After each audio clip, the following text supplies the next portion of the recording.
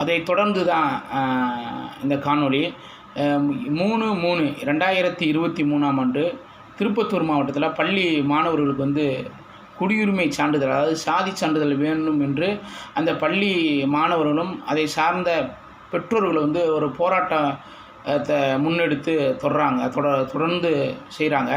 அது முதல் கட்டமாக இந்த செய்தி வந்து வெறும் ஃபேஸ்புக்கில் மட்டும்தான் பரவுது.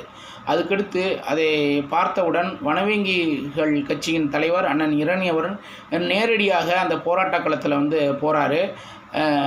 போன பிறகு அண்ணன் இரணியன் அந்த போராட்ட களத்தில் கலந்த பிறகும் வனவேங்கி இயக்க தோழர்கள் அந்த போராட்ட களத்தில் கலந்த பிறகு தான் அது ஒரு தலைப்பு செய்தியாகவும் ஒரு பேப்பர் செய்தியாகவும் பரவுது.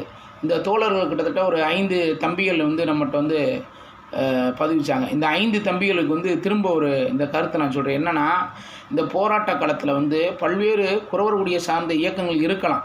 ஆனால் ஒரு குறிப்பிட்ட காலகட்டத்தில் வந்து அந்த சங்கத்தை கலைச்சிட்டு மாற்று இயக்கத்தில் போய் சேர்ந்த வரலாறுலாம் உண்டு. நீங்கள் வந்து இதை பார்க்கணுன்னா காணொலியில் பாருங்கள்.